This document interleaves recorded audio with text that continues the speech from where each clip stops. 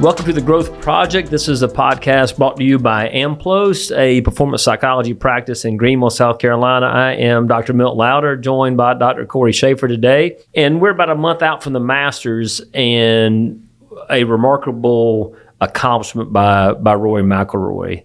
And I know we are always intrigued of the story behind the story. We are not obviously the experts on the course, Brandon Chambly breaking down the strategy, but what we wanted to bring today was kind of a breakdown of the mindset that it took to accomplish something that Rory's been battling for a long time. So set the stage real quick. 2011, Rory, a young prodigy, takes the 54-hole lead at the Masters, 4-shot lead into the final round, gets to the 10th hole, still has a lead, triple bogeys, drops 6 shots, shoots a final round 80. Battles back from that a couple years later, wins the PGA Championship in 2014 at Valhalla. And, you know, the rise, Rory, the meteoric rise, like golfing's next superstar, going to win all these majors, keep up with Tiger Woods, and went on an 11-year drought. And it was fascinating to kind of watch this Masters unfold year after year after year, and Rory not able to win the Masters, Rory not able to complete the career Grand Slam. And really what we're breaking down today was really just his press conference. The thoughts behind the mindset, what it takes to accomplish something that is really difficult and something that you've always dreamed of accomplishing. So there's kind of set the stage. Your thoughts on what we hope to accomplish with our podcast today. The plan is for us not to go shot by shot, you know, even the final round or over the course of, the tournament, and really focus in on any other players. This is about Rory. This is from his perspective. And you mentioned the press conference. You can find it on YouTube. It's about 25, 26 minutes long. But within it are so many just great talking points. And that, I think, is what we want to bring, is just sort of our take, our viewpoint on some of what he's saying, hopefully fill in the gaps and connect some of the dots between, you know, sort of the broader story here, as you just mentioned, as well as I think some of the moments throughout the tournament that, you know, resulted in him winning and completing the career Grand Slam and so on. So, and I think it is important because even in how you set this up, and this, I guess, will kind of lead us into our first talking point, but it's not like for the last 11 years, Rory hasn't been winning. Yeah. Right? He's still been one of the best players in the world. Yes. I would love to see his worst ranking in that time span, because in my mind, he probably never was the worse than 20th in the world. Oh, yeah, easily. Right? Yeah, or something easily. along those lines. Yeah. So he's been such a phenomenal player for a long, long time. He mentions in the press conference he's been coming to Augusta for 17 years. That's hard to believe.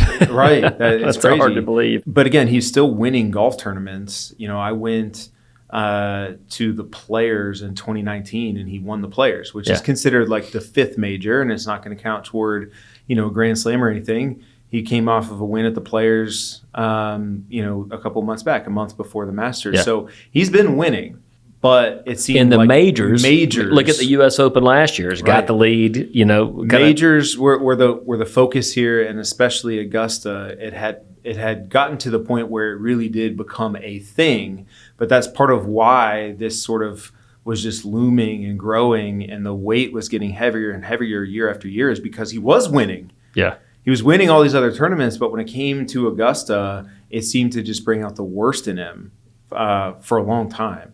So again, all that just to sort of set the stage here in the context for where we're headed. Yeah, and one disclaimer I should have made earlier, you know, we are a performance psychology practice. We operate in the field of corporate America and individual leadership and development in sports. And one of the things we believe, the mental skills that make you successful in sport, make you successful in business, make you successful in life. And so I thought this press conference and the breakdown of this story gave us a perfect glimpse into Rory's humanity. And I think from that is where I really connected and resonated with the story. And we hope to share you with those thoughts and ideas today for you to put into practice in your own life. Kind of setting the stage, Cory, we've kind of painted the picture. To me, you talked about the majors. Sometimes the harder you try to accomplish something, the further away you get. And so one of the first lessons we want to talk about, and Rory kind of right out the gate in his press conference, the greatest battle often lies within. And sometimes it's easier to see that in golf than maybe in other sports. But when you hear Rory talk about his greatest challenge was in his own mind, what stood out to you in that process? Yeah, again, you mentioned just the humanity. He was extremely vulnerable in talking about how hard it has been and how much it just wore on him over time. And he was pretty honest, I think, even coming into the tournament. This wasn't some revelation that came, right after he put the green jacket on.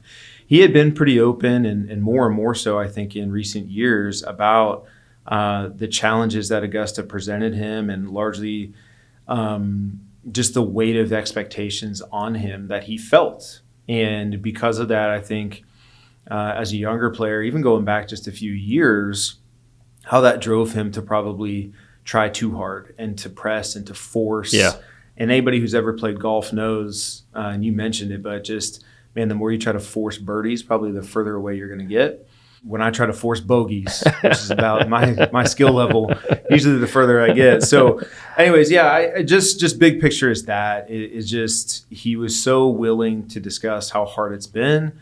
And I think that's important for us, just the viewers, the general public to see. These guys are not bulletproof. As you mentioned, they are human, and their willingness to share in that, I think, is really, really important perspective. Yeah, and I think to me, he talked about the emotions like that he felt. And we know it's just the body's stress response when we're faced with something with which we're uncertain. He talked about he couldn't eat. If you watch him during the broadcast, he has a difficult time breathing. And he talked about the physiological response to stress. And he said, I think those are good things. And so to me, we talk a lot in our world about how we interpret those emotions and how we interpret those reactions. And to him, his interpretation was, hey, I'm trying to do something really difficult. I'm trying to do something really special. And it's supposed to feel this way. It's so much better than being apathetic. And I think too many people are disengaged in their work, disenfranchised with their life, and they try to avoid the excitement and the pressure of doing something. I remember watching the John Bon Jovi podcast or documentary, and they were kind of going back on their 40th tour, and I just never forget what Bon Jovi said. He said, I still want to do something great, but I don't want the pressure of having to do it. And I think so many of us can resonate with that in life, is that anxiety is so overwhelming, we avoid it. But Rory had to step into that and feel that anxiety and feel that pressure. And at the end of it, be proud of how he accepted that challenge. And the challenge, can I stay focused on what I can control? Can I hit the next shot? Can I give it my full attention? Can I stay within myself for 18 holes is what I kind of was taking from it, or as long as it takes. Yeah. The greatest battle lies within. You could almost hear how back and forth this sort of tug of war was within himself of, hey, it's a good thing that I have these nerves and this matters and, I'm excited for it and this and that, and trying to be optimistic and reminding himself like I'm a better player now than I ever have been in the past. But then also how down he got after certain moments, how hard it was to stay patient, to stay positive, how emotionally draining, especially that last round was, just the ups and downs, like all of it. Again, there literally was this back and forth that he had to fight all day. And he said, he even said something along the lines of like, I don't even know how well I did with it, but like I got it across the finish line essentially, right? Like I did just enough. And I thought that was just a fantastic way to basically get straight to the heart of this idea of he was playing against him all day. He wasn't playing against Justin Rose or Bryson DeChambeau or anybody else. So again, it was really, really interesting, kind of fascinating to hear him talk, over these 20 plus minutes, because you heard both sides of the coin. Yeah. And I think that's a humanity that we can all resonate with. I think specifically after, hole 13, he's trying to play smart, right? And kind of that's a par 5. He's supposed to dominate the par 5s. I know you didn't want me to get in specific shots. Lays up and hits a wedge shot that you and I would hit in the creek. And that fine line between playing smart and playing scared, playing your game and playing to win versus playing not to lose. But what he said, talk about, Cory, the ups and the downs, after that, he asked the question, am I going to give this away again? I've lost this in my mind. And we know when we ask those questions from a position of strength, your brain's kind of answering that question as if it's true. And so to be able to say, have I lost this? Am I giving this away? Is it going to slip from me? But then be able to bounce back from that, that means accepting that challenge that we're talking about. That can you overcome the doubts and fears that exist in your own mind and keep pressing forward one shot or one day at a time. And what's crazy, though, is, again, like that's his response in that moment was immediately straight to the negative and how bad it was. His double bogey on the first hole, his response was so good. He said that my first thought was, John Rahm a couple years back when he doubled his first hole and then went on to win. So immediately he reframed it, and his interpretation was just like, all right, I'm fine. Essentially there went his lead. I can't remember if he went into the final round, right, with a two-shot lead. He lost the lead on the first hole. Right. So like that, it's completely changed. But he said that actually settled my nerves, because of how he framed it up for himself. But then later on, completely different response, because he probably felt like at this point, like, hey, things are going good. I finally kind of got it under control. DeChambeau was sort of on the way down, and then boom, double bogey, and like, did I lose it? Yeah. And so to bounce back from that, and I think to me, for our longtime listeners here, we talk about self-efficacy. One way to build that is vicariously. And so to think immediately, John Rahm did this, meaning so can I, that's vicarious self-efficacy. Mm-hmm. So that first lesson is, how are you challenging yourself? How are you giving yourself permission to be human? Are you accepting the battle that lies within? And are you trying to get your brain working for you or against you? That's kind of that first piece. How about number 2 here? Yeah, number 2, this is your language, but this is good language. I like it, is just maturity has to match talent as our second sort of lesson or talking point here. And about a little sooner than halfway through this press conference, somebody finally asked him the question and basically said something along the lines of, hey, go back to 2011. If you could talk to yourself then, with the knowledge that you have now, with the wisdom you have now, what would you say, or something along these lines? And Rory just gives this great little, oration essentially around like, what I would see is a young man that didn't know a whole lot about the world, somebody who had a lot of learning and growing up to do, somebody who didn't really understand himself, didn't understand how he even got in the position to have a 54-hole lead at the Masters, and then probably didn't understand how he lost it. So just all this his whole answer is just this package of just incredible self-awareness and growth and maturity that he's accrued, over these last 13, 14 years since that time period. It just was a really, really refreshing and awesome, like honest take from a guy who just did this exceptional thing. But at least for me, to be just a complete nerd about this kind of stuff, like that's what I love to hear the most from these types of guys, is like you see the self-awareness on display and you're like, that's why he's the best player, one of the best players in the world. Yeah, and I loved his first line was not of, I didn't know anything about golf. I didn't know how to win or lose. I didn't know anything about the world. Mm-hmm. And how much he's grown. And what that means is that maturity and matching talent. There's a few people that can kind of grab moments of greatness. But we talk about sustaining excellence over a period of time. You have to have the maturity and discipline to match the talent. What did Calvin Coolidge say? There's nothing more common than unsuccessful people with talent. And so Rory didn't know the reasons for his success or failure. And I think a lot of us can resonate with that, especially when we're young. That we lean so much on our talent, so much on our strengths, that we fail to get beyond that and really understand what are the variables that are present when I play my best. How am I going to respond to success? How am I going to respond to adversity? How do I maintain unwavering belief? And I think belief based on what are the things I know about me? What are the things I know to be true about my game, not in comparison to others and not in comparison to an outcome. Yeah, and I just love, and I think more broadly here, it's really interesting because you mentioned few people can just sort of grab greatness, right? Yeah.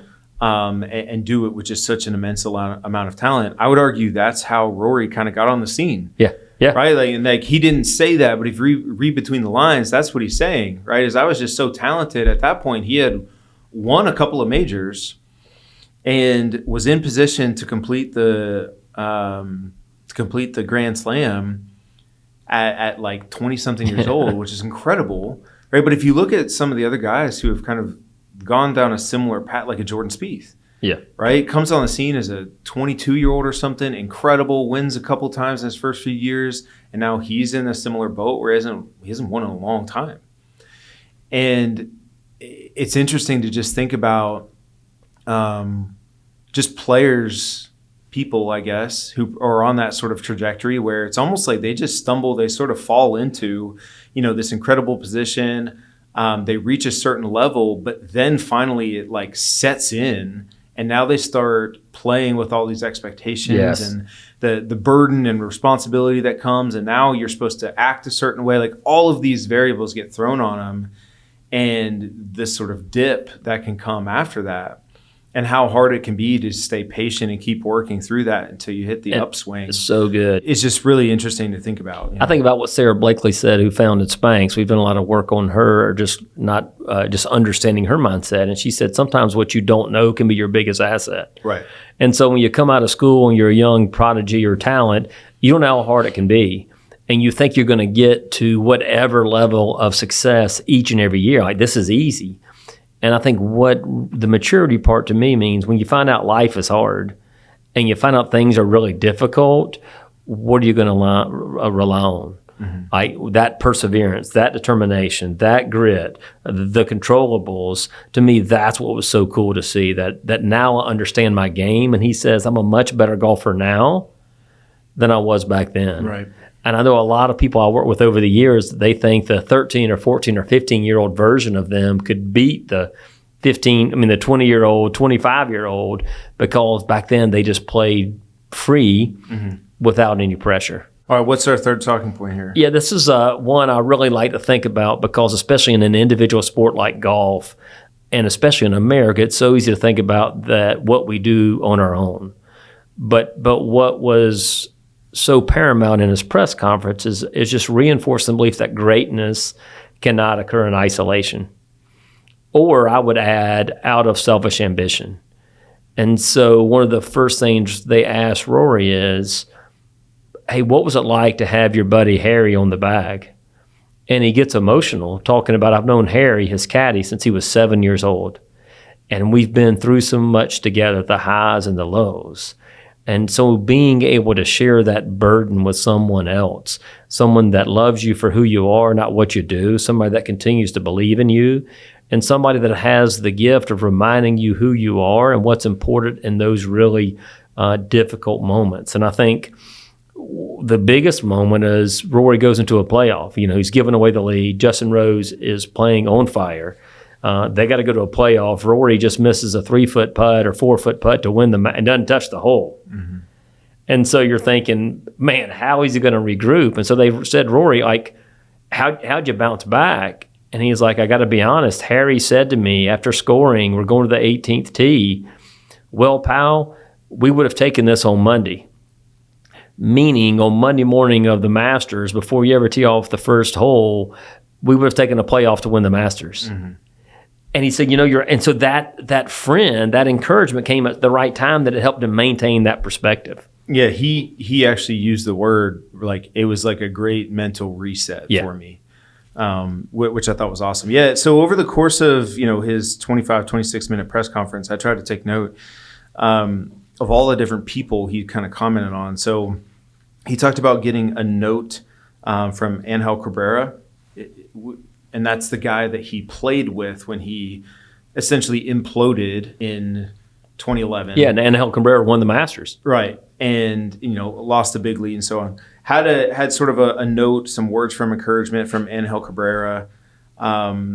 He talked about obviously his caddy, like you mentioned. I thought it was fascinating. The only time he got emotional the entire press conference is when he talked about his caddy and their relationship. He talked about, Jack Nicklaus and Gary Players sort of, basically commenting on like their expectation, sort of their vote of confidence in him of like, oh yeah, he's the next guy who's going to, win the Grand Slam. They had picked him to win year over year or something along those lines. So on that note right there, just on those great players, those legends of the game, anointing him, why he said it was flattering And at one level gives you so much confidence because they believe in you, but the other hand, it wasn't very helpful because that pressure of potential, like the expectation, added so much pressure to his game. Mm-hmm. Throughout the week, his sports psychologist, guy by the name of Bob Rotella, many people will know the name just from reading his books, and even the weekend warriors out there trying to shave a shot or two off their game. I'm sure you guys are familiar with Rotella, but him being in his corner. And one of the things I wanted to comment on here that I thought was really interesting is Bryson DeChambeau mentioned after the round, of course, they played that final round together. Somebody asked him a question about Rory, and he was just like, yeah, I don't know. He didn't say a word to me all day. And they like followed up and pressed him. He's just like, no, he wouldn't talk to me. Like, I don't know. And so Rotella had mentioned then in one of his own little interviews of like, oh yeah, no, that was a conscious decision on our part. He didn't want to talk to anybody. Like, he wanted to just sort of stay in his zone. And so if you think about greatness can occur in isolation, like he knows he's got his caddy there, essentially his best friend, right? This guy who's known him for years. He knows he has all these people in his corner, but he was also deliberate about making sure he didn't let anybody else sort of penetrate that little zone, that little bubble that he had created for himself. I thought that was really interesting. So when we say, greatness can occur in isolation, that doesn't mean you're just inviting everybody to the party, right? Like he knew what he needed in order to play at his best or in order to win. And part of that meant like, I'm not going to talk to the competition. I just thought that was an interesting little thing. Yeah, that those reminders of who you are, what you can do, what the game plan is, people that you trust, people that believe in you, people that know your game. And I love Rotella's language. That was our game plan, not Rory's, not mine. That was our game plan. We were part of a team. The other thing that I thought Rotella said was, we talk about catching people doing something right. He said, I thought Rory won the tournament on Friday. He had 2 double bogeys on Thursday. And he said, I thought his response on Friday is what won the tournament. And so he had already recovered from adversity of having a couple of double bogeys previously. So when that happened again on Sunday, no champion ever has had 4 double bogeys in a tournament, and except Rory. But nobody ever had, 33s either, I think was part of the deal. And so Rory started with 6 straight threes on Friday. So people, kind of that third-party affirmation, that third-party confirmation sometimes can really build your confidence. Yeah, the final talking point here, this is more just a fun one, but I think it's worth noting. So Rory, his ball marker that he uses, it had a quote on it from his daughter, and this actually just happened within the last couple of months, about a month or so, maybe heading into the Masters. As the story goes, Rory was leaving for a swing lesson with another legend, Butch Harmon. Butch Harmon, and his daughter Poppy asked him like, "Where are you going, Dad?" And his response was just like, "Oh, I've got to go get a golf lesson." And her response was, "You already know how to play golf." Yeah. So he got that stamped on his ball marker, and that's the ball marker that he has used since the Players. He happened to win the Players, happened to go on to win the Masters. But I can't imagine him setting that ball marker down, right, anytime he gets on the green and not, in his mind, seeing those words from his, I don't know how the oldest either is, maybe 4 or 5 years old, somewhere in that range. Yeah. So I throw that out there. I think that that's just a little thing, but probably a cool thing to have that perspective and a little bit of wisdom from – Rory's quote was something along the lines of like, it's the best piece of advice I've heard in years. And so to me, back to maturity and matching talent means, can I maintain a sense of curiosity? Can I learn from everybody? Can I have a sense of humility that it's not all about me and I'm open to learn and take suggestions? But that reminder, you already know how to play golf. So sometimes under pressure moments and big situations, it's so easy to focus on who you are not and what you haven't done instead of who you are and what you can do. And we let what we don't know or what we haven't done limit what we can. And so I love that little reminder on the ball mark. Hey, you already know how to play this game. Go be you. Remember who you are. Go play your game. Go play free. And from the mouths of babes can become such great encouragement. Our final sort of lesson here, talking point, just about keeping things in perspective. This is pretty simple. Somebody asked him, towards the end of the press conference, just like, where does this rank in the best days of your life? Right? Sort of a typical media type question. And Rory's response again shows some wisdom and some maturity, and just, again, probably how much he's grown up over the years. But it essentially says, this is nothing compared to getting married, to having a child. But he said, this is the best day of my golf life. Yes. So again, just that answer, I think, encapsulates probably quite a bit the arc of Rory and his career and just where he's at in life, the ability to sort of separate golf from everything else and just, understand that the bigger picture here is like, I'm a husband, I'm a father, golf is great, but it's not going to compare to that stuff. It is so hard for all of us to do, but especially those in a performance-based world where the world knows what you shoot, what you make, what your status is. But if you can learn to separate who you are from what you do, that's what I took from that last question, that he was proud of who he was. They asked him, what are you going to be proud of? And it wasn't, hey, I'm proud that I won the Masters. I'm proud that I won the career Grand Slam. What he really said is, I'm proud of how I never gave up. I kept dusting myself off. I kept battling back. I overcame hard times. And so I'm proud of who I am and how I responded, not so much what I accomplished, even though he's only one of 5 or 6 people to do it in the world ever. And I think that's what stood out to me is, and so if you can learn that art of enjoying what you do, but not letting it define you and not letting those expectations take away your joy. And I think as you look back on your life, I think it's really important to kind of think about the disappointments you've been through, the adversity you face, and how has that dimmed or put a damper on your dreams? How has that kept you from trying and moving forward? How has that kept you from pursuing your goals? I think that's what I took from that last question is, hey, this is awesome, but I'm really proud and I have peace of mind that I never quit, that I never quit believing.